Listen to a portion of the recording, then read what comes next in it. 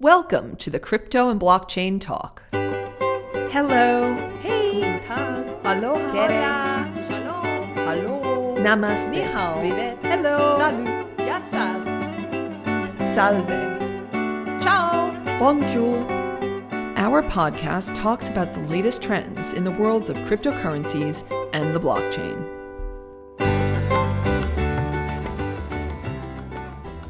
Hello, everyone, and welcome to this edition of Crypto and Blockchain Talk.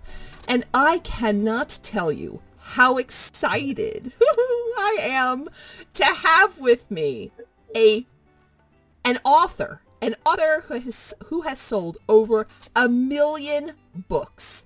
This guy has such an amazing backstory.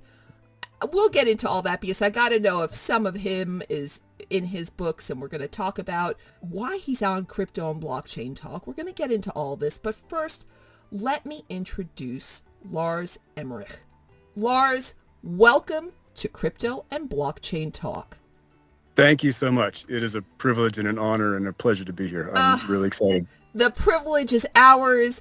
I am right now taking my hat off to you, and I'm saying I am so excited that you are here. Now, look, let's just... Thank you. Okay, I've got so many things to talk about. Our listeners are going to want to know many, many things, and I have a very good connection with my audience. And I'm going to use mental telepathy to suck those questions into my own brain and ask you these questions. And we're going to start with the following. Okay, so obviously you were in the Air Force. So what was that journey? How did you become a pilot? Well, I had absolutely no interest whatsoever in anything military until I was in the middle of my senior year in high school, actually in the middle of the football season, my senior year in high school. And our telephone rang, and it turned out to be one of the assistant coaches at the Air Force Academy. And they were interested in having me come down for a recruiting visit. Wow. And at the time, it was only, I think, a few years removed from when Air Force was a contender for the national title. So they had a great quarterback in those years, and they did really well. So Air Force football is on a high, and I was absolutely floored to have been called, have even shown up on their radar whatsoever. And I had done none of the preparatory work. When you want to go to a military academy, you have to start a couple of years early, and you have to get on your congressman's calendar. He or she will interview you, and if you do well in the interview, it starts a long process. I hadn't done any of that, and I went down with my dad on this recruiting visit, and I was blown away. And they extended me, and it's called an appointment. And so I did the application process and was accepted. I was a nerd, and I got good grades in high school. So that part of things were fine. And that's how I got to be in the Air Force. And my stint on the Air Force Academy football team lasted exactly 1 season. And they said, yeah, you didn't grow like we thought you were going to. Also, you're very, very slow.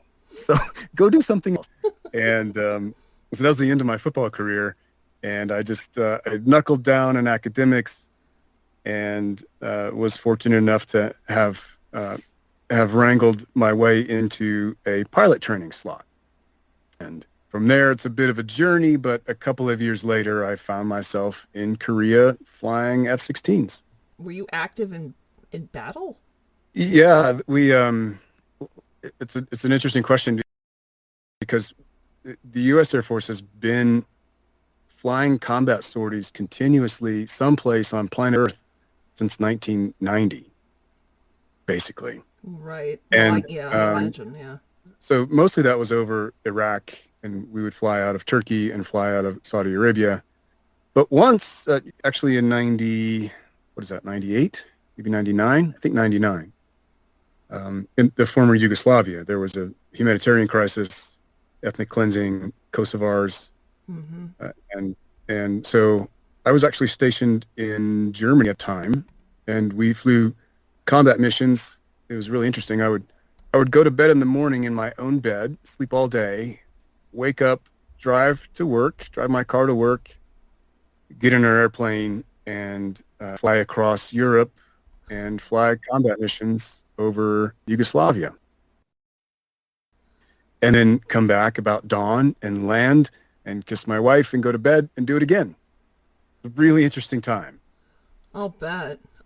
So really that was during the whole Bosnian and Herzegovinian and all those incidents that were happening in that area. That's a pretty hairy time then. It was. Yeah, it was. So Bosnia, I think, had cooled down a little bit by then. Yeah. We still had a presence over Bosnia. And then Yeah. Kosovo kind of erupted a couple of years later. And that was the one that I was mostly involved in. Right. I did fly some combat missions over Bosnia, but mostly over Yugoslavia and really the northern part of the country. And then towards the end, down south in Kosovo proper. Right. So, okay. So you're flying around Europe. So when did you leave Europe? Where did you go back to the States? I left Germany in the early summer of 2001. And I had a hardship tour. They sent me out to Las Vegas, Nevada. So, oh, yeah. I'll bet you did hard battle there, too. it was tough. Yeah. It was tough. Going from Europe, which is absolutely, gorgeous, as you know, and then to Vegas, I was definitely lucky where that was concerned. So I suppose I had paid some dues along the way.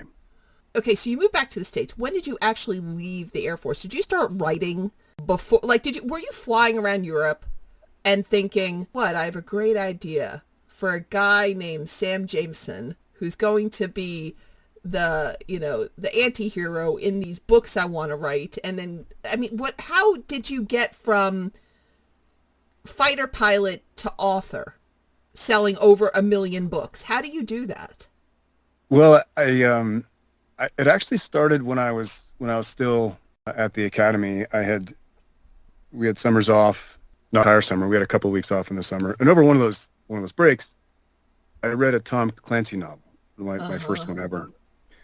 And he was at the height of his powers at that time. He had all these different storylines that were so intricately woven together, and you didn't know how they would fit together, but man, they did. And at the end, it unfolded into this big kind of grand picture of how all of these different parts with different characters in different parts of the world, they all fit together in this story.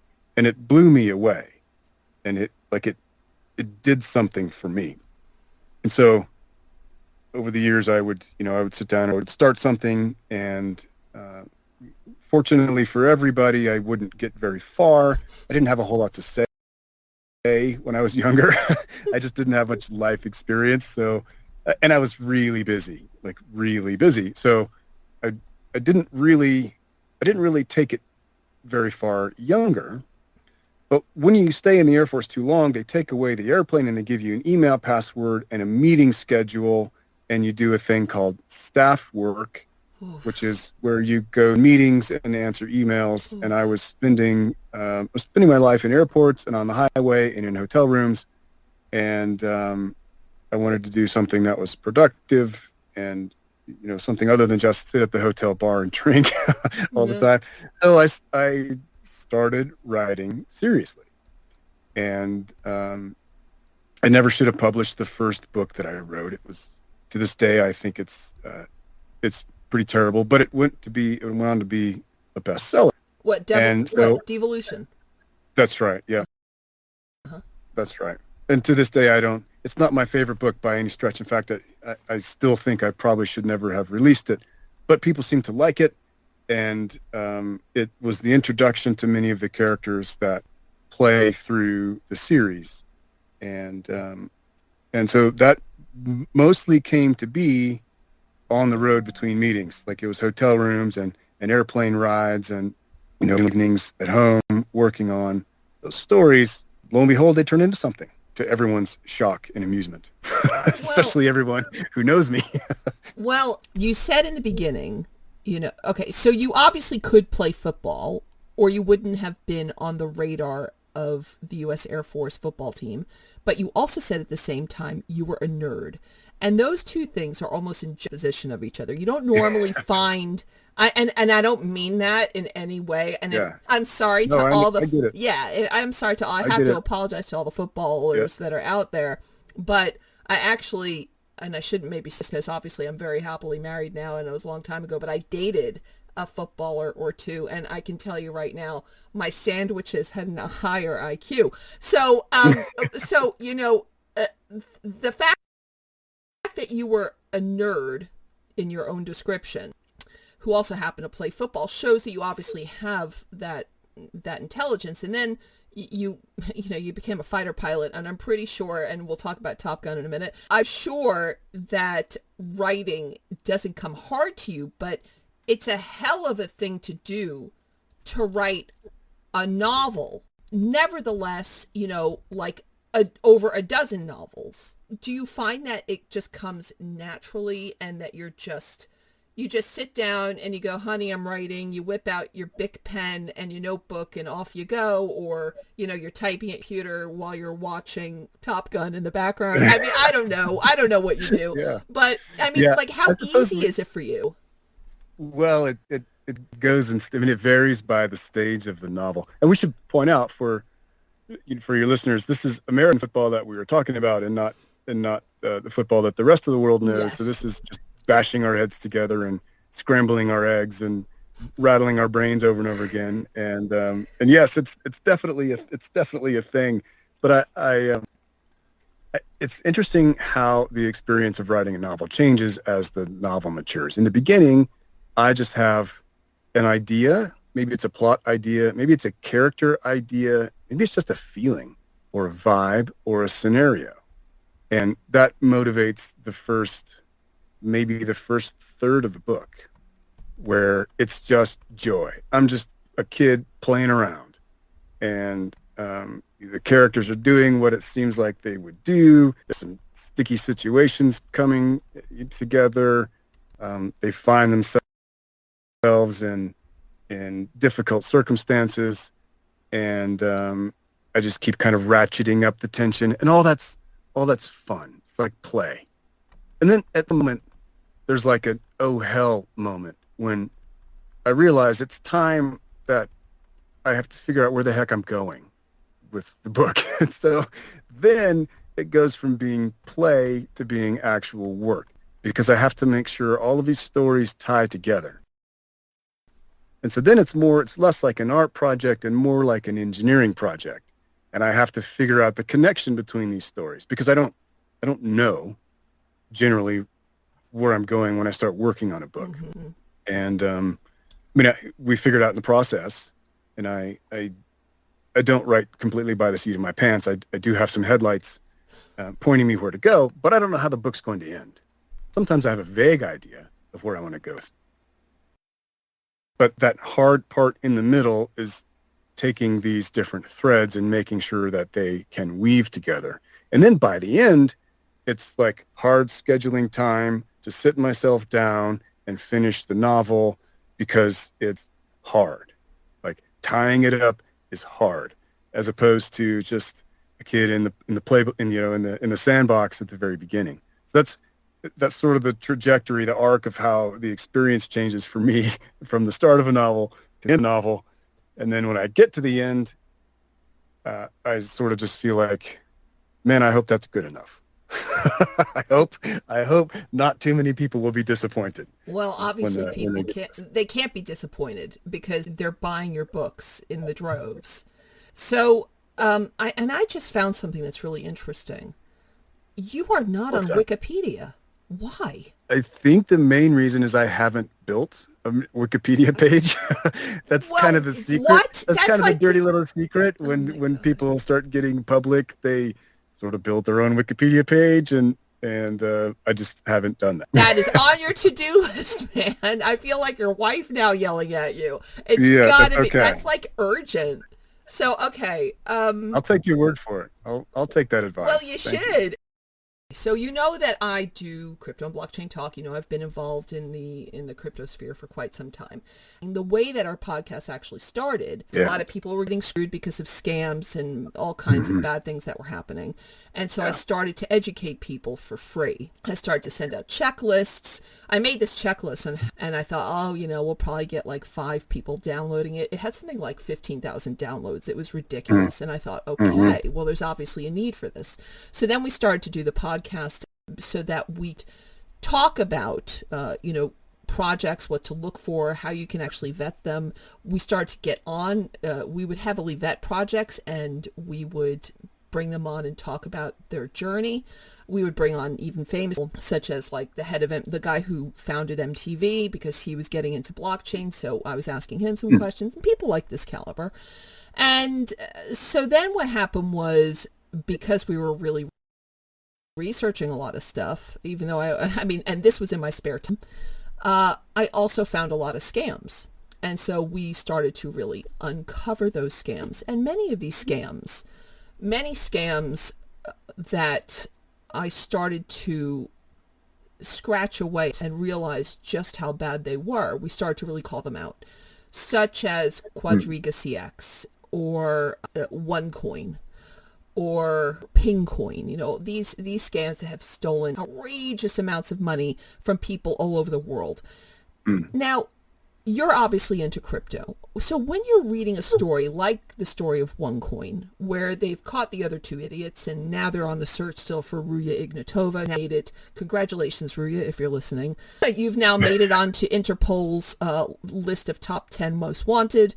You know, and I don't understand how they can't find her. She's sailing around the world on a $1 billion yacht. You know, they can find galaxies beyond these, and they can find Russian oligarchs' yachts in the middle of nowhere. They can't find this woman. So anyway, they've got her brother, they've got her lover, and now they got to go and get her, you know? And so when you're looking, doubt, you're very aware. And with a mind like yours, where you're writing about all this subterfuge and all this really cool murder, mystery, action, adventure stuff, don't you think to yourself, hell, I'm putting down my pen and I'm going to write about this? because truth is stranger than fiction in most cases. Yeah. I mean, haven't you seen a couple of these scams or cons or whatever the hell you want to call them, and thought to yourself, I got to write a book on this? They are outrageous. Many of them are just like incredibly bold and brazen, and the scale at which some of these are perpetrated, it's really mind-blowing. I just haven't felt like I have had something that would do justice to the level of scamminess sometimes that is in that world. I mean, it's certainly on my mind, and it's really at the forefront. And I've traded, grid traded, it's called, where you set up bots that trade price differentials. But that's been the extent of my involvement in non-Bitcoin crypto, because they're centralized. You're placing your trust in the hands of a few individuals, and you're asking them tacitly to be good people and screw you over because they know more than you know. You're relying on them to do something with their idea, with their company, basically, so that you don't lose your investment. I think it's not all that different to the way companies began way back in the day. I think ICOs and many of the ICO-related scams, they fairly closely parallel the scams that newly minted corporations would perpetrate, 100 years ago or 200 years ago, depending on where you were. And they would just fold up their tent, take their investment money, and ride off into the sunset. And there wasn't really Interpol back then, and that we weren't digitally connected all over the globe, and it was pretty easy to disappear, relatively speaking. So there's this sort of Wild West feeling to it. Well, yeah. And, we're talking like over a decade later. It's, okay, well, the Mm-hmm. scams really started, I would say, in like 14, 15, started to really then take off like a rocket in 16 and 17. But they're still happening now. And what's even worse is that you, of course, have now DeFi scam. I guess you're never going to do DeFi because most DeFi is centralized, which is kind of like another one of these play on words because it's supposed to be decentralized finance. But most I know. DeFi platforms are It's centralized, funny. which is kind of Yeah. ironic. I don't know, is it irony? But anyway, the whole thing is that you have so many amazing stories. I mean, look, I don't want to really, that's what I want to talk with you about. The last thing I want to do is go off on too many tangents, but I got to tell you my favorite scam of all times. Actually, I have so many of them, but my favorite one for now at this moment is the Save Droid one, where I am pretty sure till this day, I am positive that guy wanted to run off, but when the deep web found him posing on some beach in Egypt, I think absolutely crapped his knickers, and he went, I'm going to have to now pretend that this wasn't a scam, but that I was trying to teach everyone a lesson on, because that's what he said when he came back, because, they cleared our office in Germany. Literally people who had invested in Save Droid went to, and we were covering this live, by the way, on the podcast. When I say live, I mean Wow. while it was happening, I was Yeah. talking and recording, and people do photographs, and they were like, look, literally all that was left in the office was the desks and the wires that the computer should have been attached to. But then, of course, what this bonehead did was he posted some pictures of him like with thumbs up on a beach with a beer. And of course, you've got a lot of smart people out there in the world who Yep. you can't F with them and their money. People have, this is why people kill each other. First of all, for money, and then for sex. There's only two real motives. So, I think, yep.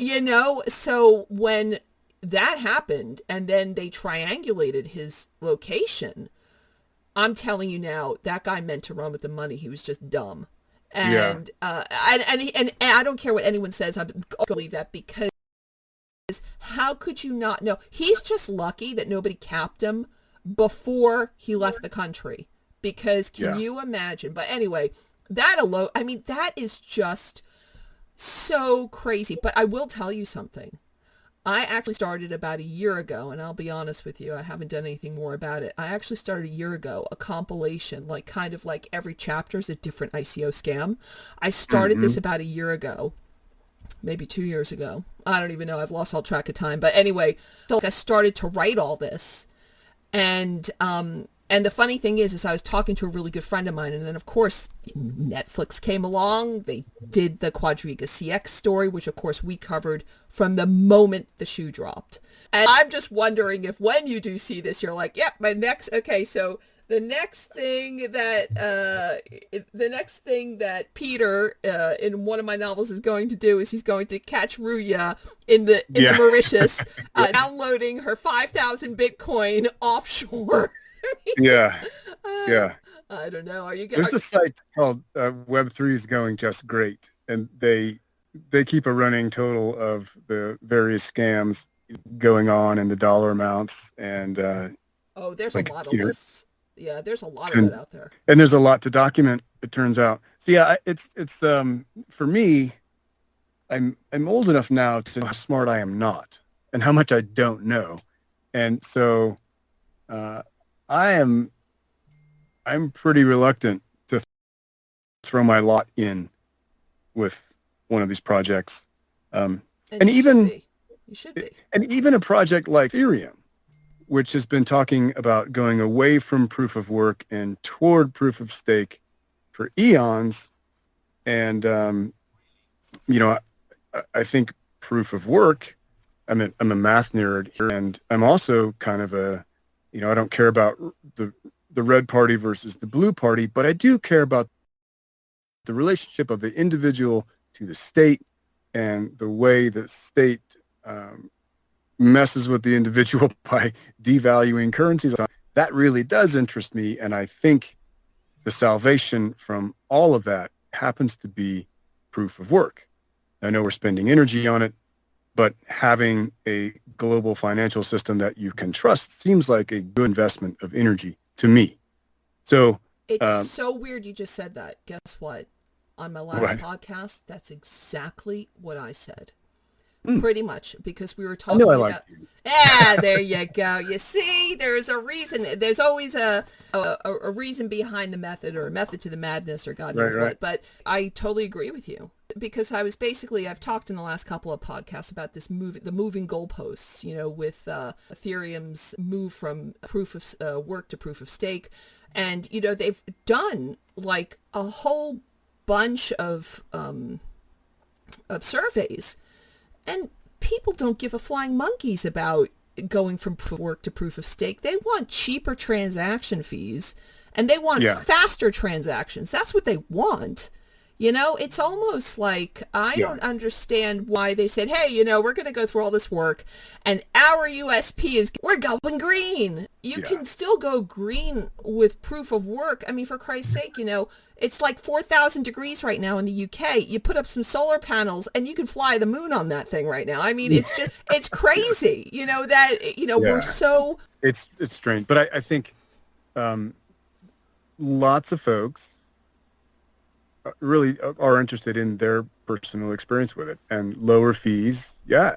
There was a time when Bitcoin fees struck me as fairly outrageous, before SegWit. And even now, if you transact on the native network, you pay a bunch more in fees. But I think when you go from proof of work to proof of stake, you create an instant oligarchy.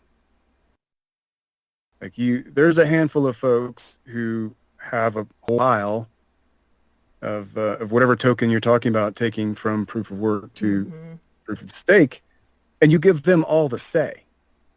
They can rewrite history based on their stake.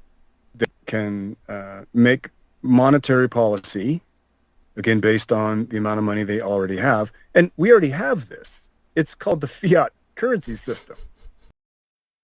And many of us we're quite tired of it. It feels like it shouldn't have half its value diluted every 5 years, which is roughly what we're experiencing in the States currently. Maybe it's down to every 4 years. But I don't know that everybody looks at things this way. There is a decent amount of homework and study that you have to do about the financial system as it exists before you convince yourself that it's absolutely boggling and puzzling.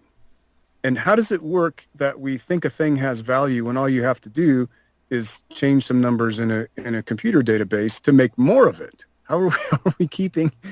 How does this? And if you're printing $100 billion per month, for example, like the U.S. has done for a good bit of time, it just seems like it's inevitable that at some moment, most of us will wake up and say, wait a minute, if you just keep cranking these things out at a rate of $100 billion per month, what's it really worth?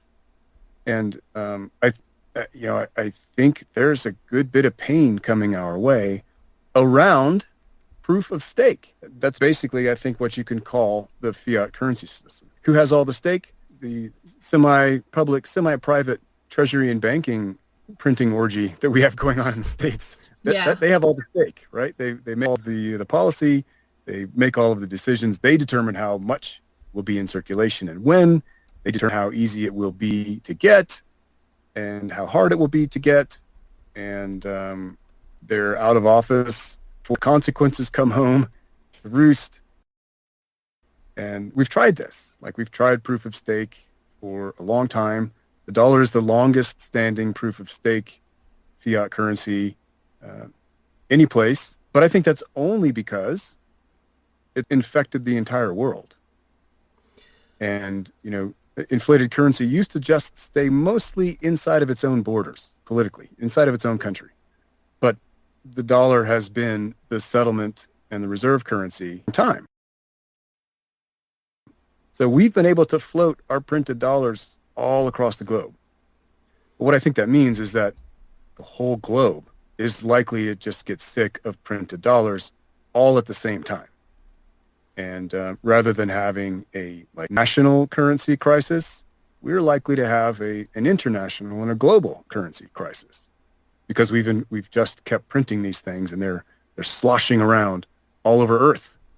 And the Earth is lousy with extra dollars. So at some moment we're going to wake up and go, how much can they really be worth if these things just keep sloshing around all over the place? But we do have, of course, the magical tether that prints billions out of nowhere. We seem to be, and I don't know why this is, people then start to, because it's pretty weird that Tether does seem to print billions out of thin air. And they then start to do very strange things. And of course, this whole thing of the one-to-one, that's all in question. Yeah. And I even have an episode called What Backs Tether? Is it, and this is the title of the podcast. It's something like, what backs Tether? A, lollipop sticks, B, belly button fluff, or C, and I can't remember what the C was. So we do have the same issues with some cryptos, which are very much like what you described with fiat currency. You said a couple of minutes ago that you were very much a Bitcoiner. Everything else wasn't on your radar, and that you weren't so sure about how you felt about these other projects. I don't know if you know this, but another embarrassing fact about me, if you want some leverage for some blackmail, keeping in mind this is a podcast, so it's no longer a secret. I recorded 2 songs because when I started the radio station, Crypto 24 Radio, I needed to have some music on it, and I couldn't find anyone at this time who really had, crypto music, to make people laugh. So I recorded 2 songs, and they're both like me bastardizing like famous songs, but just throwing it into like cryptocurrency. And so one is called That's Not My Coin instead of That's Not My Name. And the other one is Meet Me Halfway, and it's Meet Me Halfway, the Trader's Mix. So basically, but in the That's Not My Coin song, what I'm doing is I'm basically calling out a lot of these ICOs. But what I am saying is my coins are the ones that are decentralized. And and I'm totally with you. Projects that are run by real good people which are on properly decentralized platforms, they are of more interest to me than a SH1T that is out there. Absolutely. Yeah.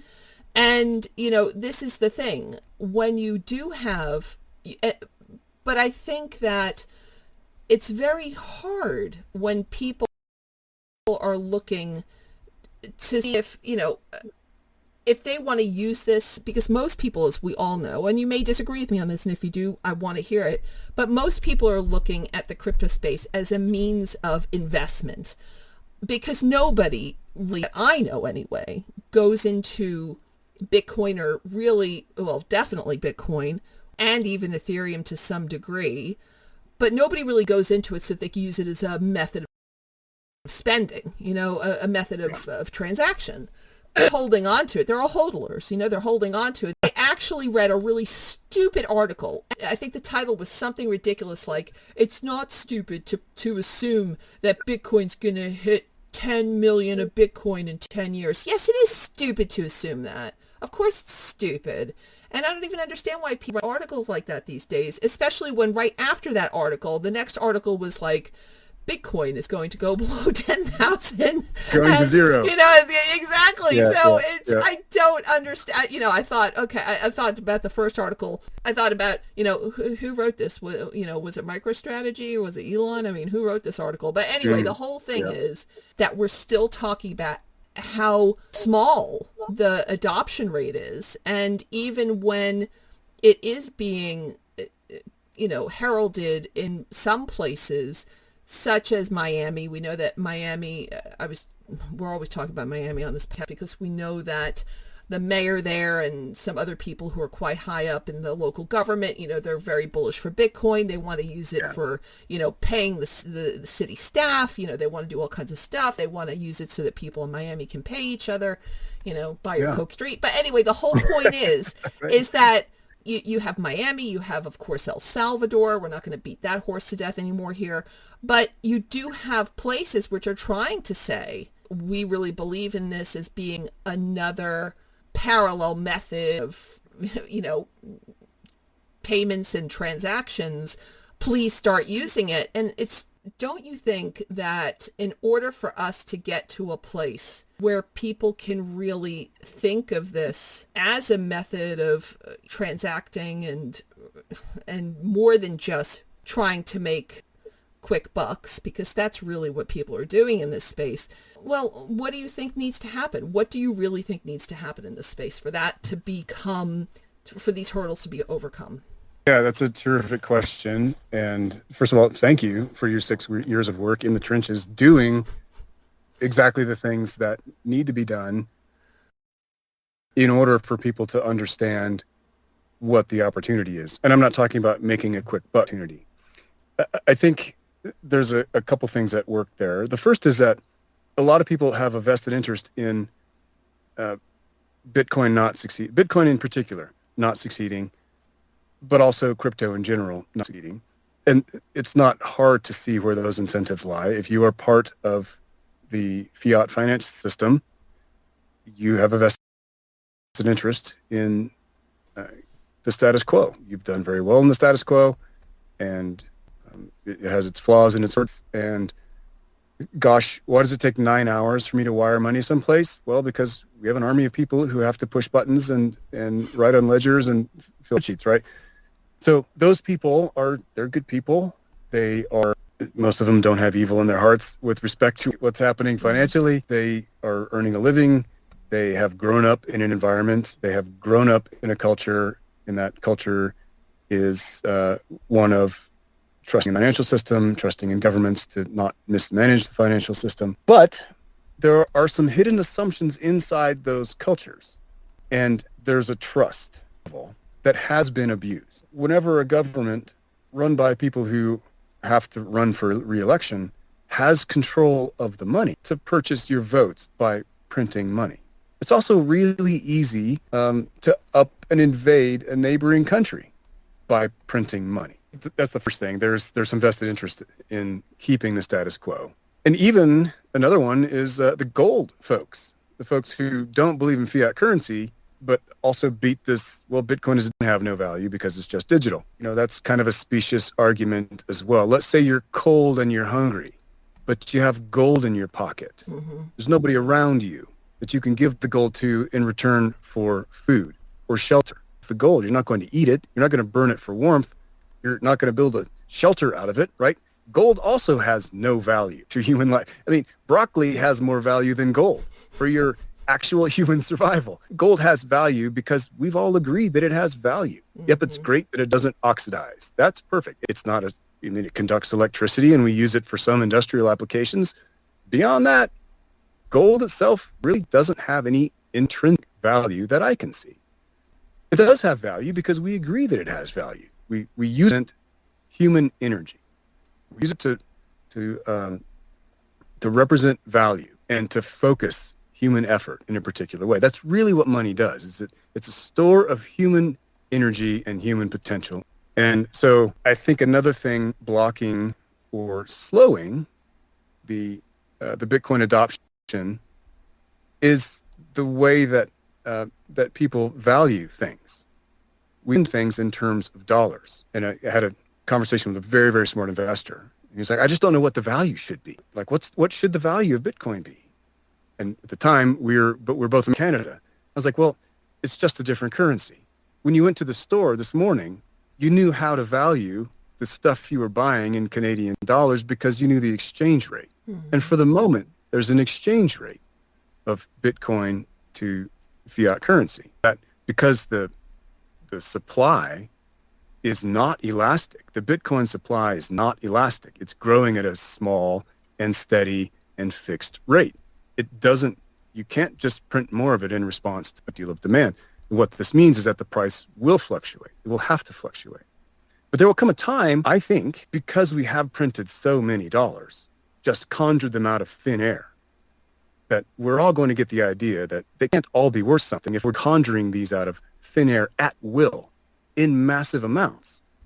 We're going to stop valuing things in dollars. Something else will replace dollars as the way we think about value. Now, if it's another fiat currency, it's going to be a better one. We're going to behave ourselves this time. People have been saying that since ancient Rome. We're going to behave ourselves. We're not going to dilute the coins this time. We're going to keep them pure this time. Really, trust us. It's going to be different. But it hasn't been different for thousands of years. The reason it's not been different thousands of years is because there's just been a small number of hands on the big lever that controls the supply of money. There's somewhere between 15,000 and 100,000 currently hands that control the supply. In order for us to print more Bitcoin than is programmed, half of those people would all have to agree that it's a good idea to make currency just like the dollar's inflated. It's not beyond comprehension that it might happen. It's just really hard to imagine any circumstances when, say, 50,000 of us agreed in our best interest to dilute our holdings, to cut the value in half by just printing more of them. It's hard to see that happen. And so from that perspective, as a store of value, as a measurement of what's valuable in society, and hedge against Bitcoin, beautiful alternative. And so as a store of value, not a get-rich-quick thing, not I made, X percent on my Bitcoin investment this quarter, speculation. I'm not in it for that. I'm in it for where things go in 10 to 15 years, where most of us at that time will see it's very, very, very difficult to manipulate Bitcoin. It's very, very, very easy to manipulate the value of the US dollar. It's trivially easy. Now it is like you say, you brought up, it's hard to spend this because there are transaction fees and a bit of knowledge is required, and you sort of have to be your own banker.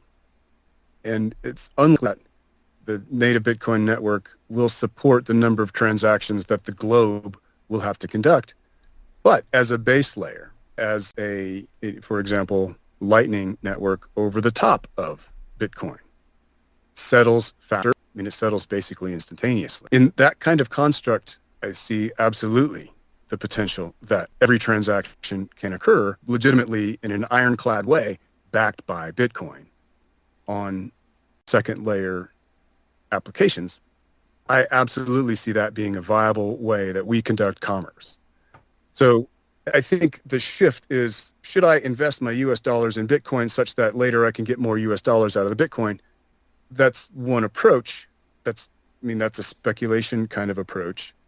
I'm looking at it in terms of securing the value of my life's work, right? Securing my family's future in a medium that doesn't lose half its value every 4.5 to 5 years. That's what I'm most concerned about. And I think I'm not the only one. I think there are people worldwide who get this.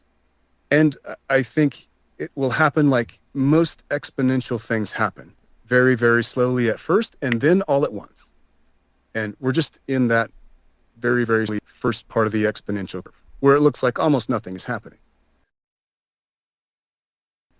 But it's not that nothing is happening. It's that we're likely on an exponential curve. We're just in the part of the curve that's uncomfortable and doesn't feel like we're on a run. But I do think that time is coming. It's hard to say what will happen with the inflation rate that we're seeing. It's hard to say what will happen with human confidence in the existing fiat system and in the old white men, basically, who have their hands on all the levers worldwide and all the governments. It's hard to say how all of that will play out in the short term, but I think in the long term, lots of us are going to buy the billions that this is a really good idea. Also, there's like 2 or 3 billion people on planet Earth who are unbanked. You have to have some fiat-based assets to put into a bank. This is a lot of people, and all those people trading in some way outside of the existing global financial system. There are networks that exist outside and away from the regular SWIFT settled financial system. These markets, I think, are really the big latent markets that will just love transacting digitally. Many of those people are still walking around with cell phones in their hands. And if you have a cell phone, a smartphone, you also have a bank when you transact with Bitcoin. So there's a whole, maybe a quarter to a third of humanity who they're unbanked, yet they still have to transact to live their lives. It's going to become a really massive user base, and it will lift those posh up. It will, I think, really allow them to marshal their efforts instead of small parochial fights to steal what little resources happen to have fallen into the region. They can build an actual economy and work together constructively, marshal their energies collectively in the kinds of ways that build cities, that build company. This, I think, it's the part maybe I'm most excited about. Yeah, I absolutely want to secure my family's future and all that I've worked for over the years. I'd like to put it in something that doesn't just disappear in front of my very eyes. But this other part, raising the rest of humanity up in a way that's not zero sum, but that allows them to become what they always have had the latent potential to become. This excites me the most. And I think this is the biggest growth opportunity that Bitcoin has. The best kind of statement for this is a marathon, not a sprint. This could take, all this stuff is going to take a really long time, and it doesn't even matter if you're talking about regulation, which I think is going to put a big foot on the neck of many crypto projects, if not the whole cryptosphere in the United States and the United Kingdom and Europe. El Salvador is a useful case study in this regard, where their joining this movement has brought a great deal of capital to them. It's precisely because they're in a position where they have massive financial infrastructure that spends billions in annual lobbying to fight any kind of a movement like this. So they're well positioned to, as a matter of become very, very friendly to Bitcoin. And I do make a distinction between Bitcoin and other crypto projects precisely because Bitcoin is the one to me that actually seems decentralized. For countries who have been marginalized and have been abused by IMF loans, World Bank loans, really it has had the effect in the case of financial subjugation. For them to have financial opportunity outside of that kind of exploitation is very, very attractive. And for people who do have capital, who don't want to have to pay Uncle Joe 30% of it or whatever, they don't want to have to convert it to US dollars for tax purposes every time they spend it, they will migrate. People are migrating. People are moving capital. Money will move from where it's hard to spend and heavily taxed to where it's easy to spend, heavily taxed. And there will come a point, a tipping point, I think, when the bigger countries will see this outflux of capital, and they'll realize you can try to stamp it out, but you would have to come to every house. You'd have to go find every node and confiscate every computer and do all the things. Very, very hard to do. So I don't think it is insurmountable. I think the conditions exist that over time it's really ripe for growth and for adoption. And I think it's already happening. The other thing that's, I think, is very encouraging is that the head of the U.S. Securities and Exchange Commission, Gary Gensler, and he taught the Bitcoin course at MIT. Mm-hmm. Doesn't look or smell like a security at all.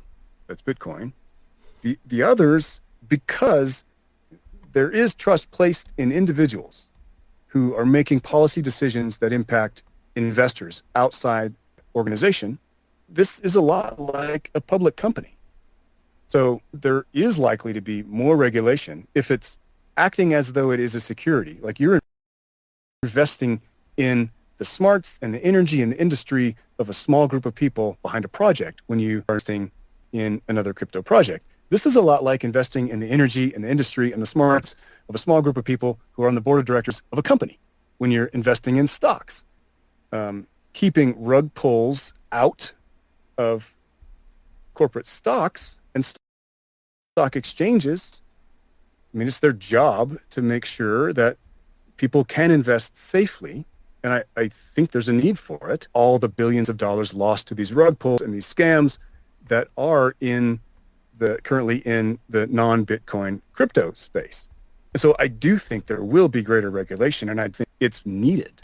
I know that's anathema to like anarcho crypto folks, but the right to regulate is the right to abuse this power, or the ability to abuse the power on the one hand. On the other, the main reason that people like me don't invest in other crypto projects is because I don't know enough about them. I don't go to the board meetings. I wouldn't know really who to trust. I'd have to go to board meetings for years before I would know. But I am comfortable investing in stocks because I know there is a process of vetting where at least this is a real going concern. There are actual people doing actual work in actual buildings, building actual things and selling them to actual customers before they get listed on the stock exchange. It allows capital to flow freely into these projects because there is an element of safety that just is absolutely absent in the current non-Bitcoin cryptosphere. We don't want to get rug pulled, right? We don't want to be part of the statistics on Web3 is going just great and the other websites. Governments are looking at this going, I'm not so sure about this. And I think it's a hugely positive sign that where Bitcoin is concerned, the people who are making policy, at least in the United States, do understand that there is a big difference between a truly decentralized network that is not under control or a small number of people's control, but is actually really hard to influence. If you wanted to exert some kind of a fraudulent influence on it, man, that's really hard when 50,000 people have to and these are tech savvy people who have built nodes, they all have to agree. Yep, this scam is the right way. It's the right way to go. Yeah, right? Yeah. If you would like to win 100 million Aviva points, answer this question. Ooh, I do want 100 million Aviva points. Yeah, it really buys you a lot. Now, do you know what the strongest currency in world was so far this year? Ooh, I do not. Should I play like the Jeopardy music in the background to give you some time to think? Do you want to just take a stab at it? I took a Google stab at it, so I cheated. You're not allowed to do that. You're not allowed to cheat. I mean, that's just ridiculous. So, okay, I will tell you. You didn't get it right. It's the ruble. And the ruble has jumped 45% against the dollar since January, with now $1 worth, I think it was 56.50. That rubles. Is amazing. Yeah, it's crazy. The top result on the G word is the Kuwaiti dinar. Yeah, it's talking about because the Kuwaiti dinar is nowhere near a 45% uplift since January. What I will also say, though, if you have seen the lovely news as of late, so there's two things I want to talk about now. I'll give you a heads up what those topics are. So the first one is a little known man. You've heard of him, probably not, Vladimir Putin. He signed a law forbidding the use of cryptocurrencies or other digital assets as a means of payment for goods and services. Mm-hmm. At the same time, now remember, this is all at the same time. The Russian central bank is still considering accepting cryptocurrencies for international payments. Yeah. So really what they're doing is they're saying to their own citizens, do as I say, not do as I do kind of thing. Yeah. I think it's not that he's banning crypto because he doesn't see the potential. I think he's just trying to keep Russian money inside of Russia. And as the political situation gets more and more tenuous, it's more and more a real consideration that people with a lot of wealth would try to get that wealth outside the borders so that they can preserve it. Right? Absolutely. And, on top of that, they're also looking to control the oil prices by creating their own benchmark. So we'll talk about the petrodollar in just a minute. They're looking to start oil trading on this new national platform because they want to protect themselves by, obviously, efforts made by the West to kind of petrodollars to the country. So let's talk about petrodollars for a minute. I don't know if you know this, but, or I shouldn't say that, you probably do know this, where the OPEC countries were debating whether or not to keep the petrodollar pegged to the U.S. dollar. Mm-hmm. Whether it should be backed by the U.S. dollar, which of course would not be a good thing. I don't think America gave one half of a rat's behind about the state in any of the wars that we fought over there. Mm-hmm. I think our entire involvement has not been about truth or justice or freedom or liberty or the sanctity of human rights. I think it's been about securing the petrodollar. I think it's been about controlling the flow of oil to make it significantly easier to control the flow of capital, the oil around. And so we have gone to tremendous lengths to make sure that our foot stays in the door, to make sure that the petrodollar remains. But we've worked at the same time. We have had to print so many dollars doing that that we've debased our own argument for why we should settle in dollars. We should settle oil in dollars. So this is a really interesting conundrum. I'm not sure exactly how it will play in the short term. I feel like between now and 10 years from now, there's likely about a 70% chance that we're not marking value a decade from now in dollars. And so it might not be the petrodollar, it might be the petro ruble, or it might just be Bitcoin. That is the unit of account, the measure of value that we use. Now, it has downsides. Governments will find it much harder to manipulate. So it's much harder to use money as an instrument of policy. Other than the right to kill you, right? The government reserves the right to kill you. We have a monopoly on violence. That's our thing. That's why you behave.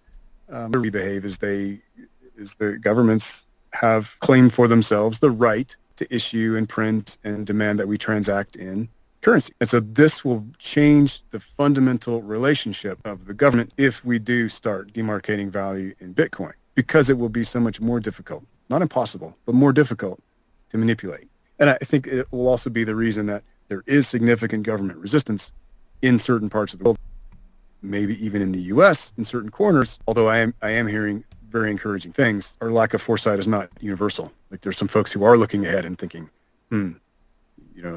the fiat thing, this level of printing hasn't worked out well for really anybody in history. No, it hasn't. What makes us think we're different?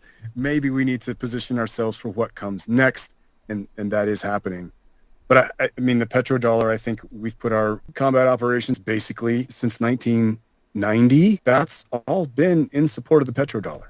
It's a real thing, and people are really concerned about it. It sort of makes you ask the question, if we're having to go to all of this effort to keep this particular system from collapsing under its own weight, maybe there's something not quite right about the system. Maybe there are some things we should reconsider. And I think that's happening. It's certainly happening. I mean, you saw it earlier when Russia and China began quietly, but in large quantities. They're not dumb. They've been reading this writing on the wall for a long time, just like lots of us have. And I think we're well on our way to not having a petrodollar anymore. When will that happen? Like I say, I think in a decade, it's about a 70% chance that we're demarcating value differently than in the. I update that probability as new stuff comes in. It's a guess. Absolutely, it's a guess for sure. I don't think that, like we've been saying, I don't think you can keep printing these dollars and expecting people to pretend as though the value isn't decreasing with each one of them you print, right? And do you think the average person even understands that? But I think it's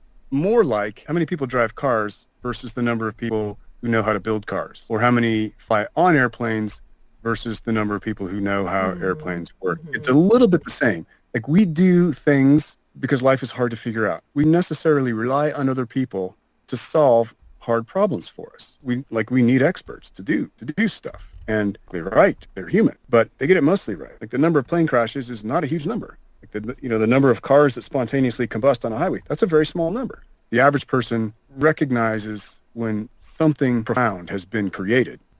I think this is the phenomenon that will take hold as the adoption curve increases. We will need experts to really deeply understand exactly what's going on, but we won't need every Bitcoin user to become an expert on exactly what's going on, right? You have to become an expert on how do you use it without, exposing your keys and all the things.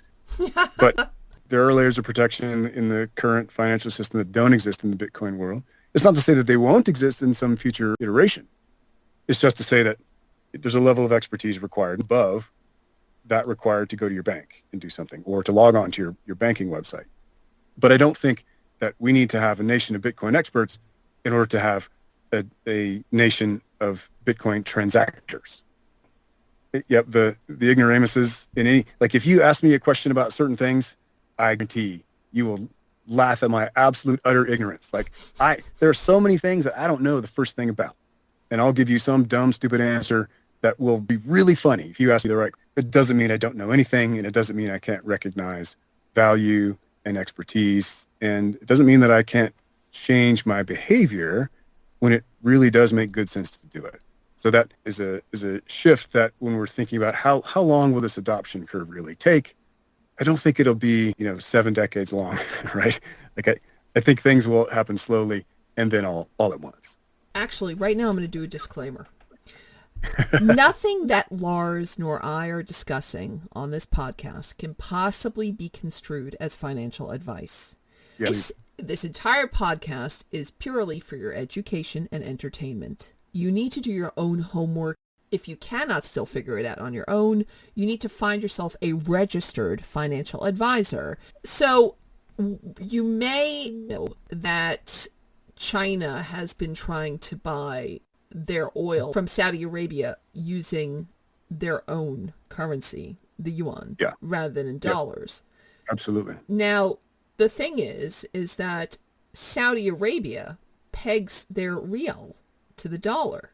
So if there's any damage dealt to the dollar, it's going to harm its own currency. So Saudi Arabia I don't know, maybe it's in some kind of weird bookended fraught position, because you have on one hand China, who is in great difficulty.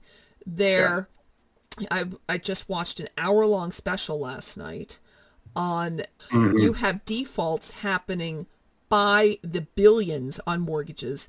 Their real estate is collapsing. The banks, the local governments are collapsing. Local governments can't get loans from many banks.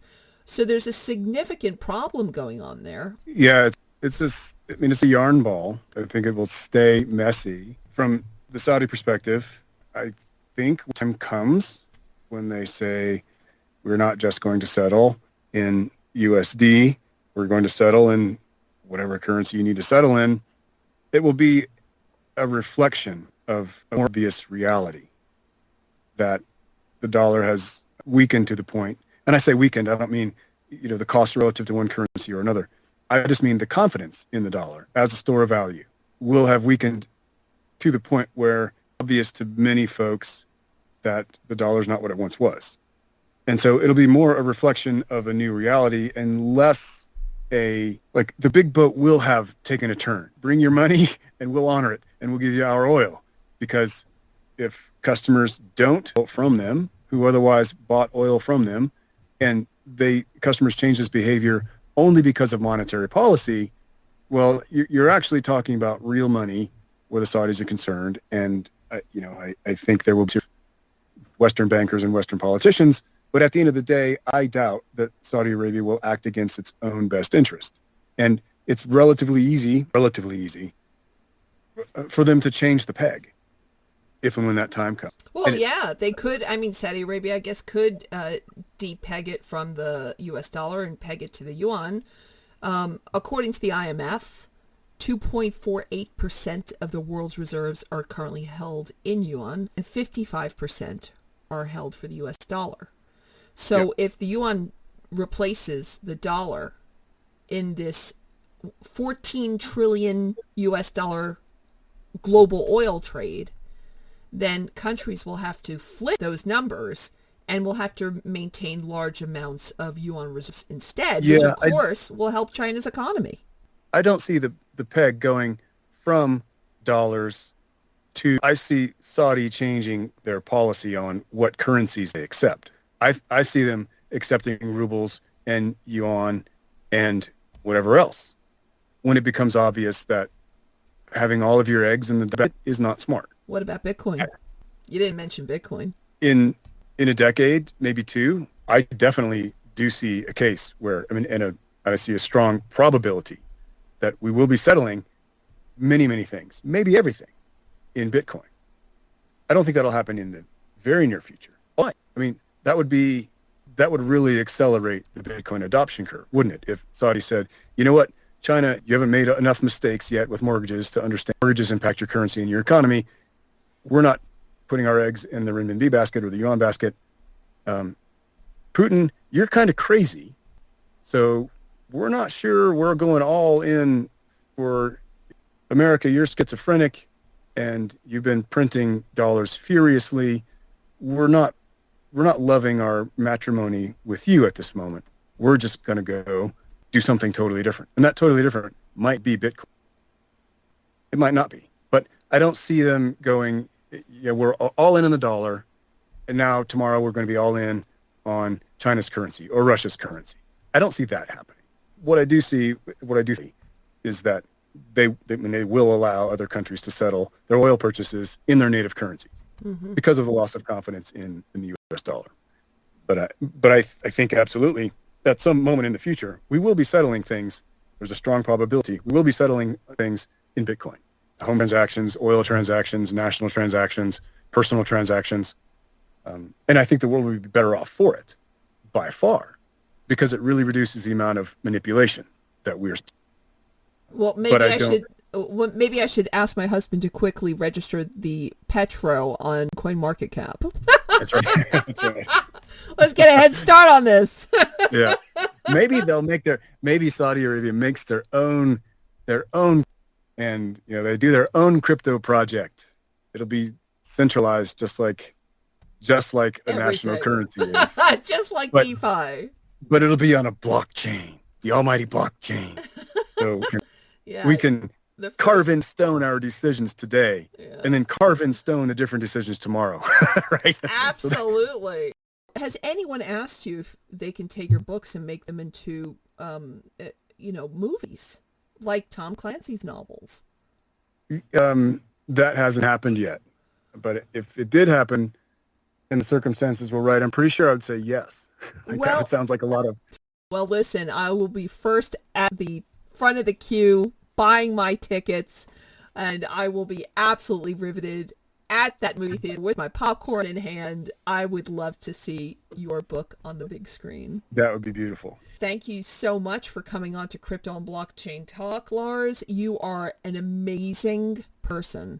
Thank you. You're very kind. I had such a good time. Oh, I'm really glad. So well, I'd like to thank everyone for tuning into this edition of Crypto and Blockchain Talk. Please remember to tell your friends and family that they too can download this podcast on one of over 70 different podcasting platforms. In addition, this podcast will be played on our sister radio station, www.crypto24radio.com. That's crypto24radio.com, playing news, music, and so much more 24/7 around the world.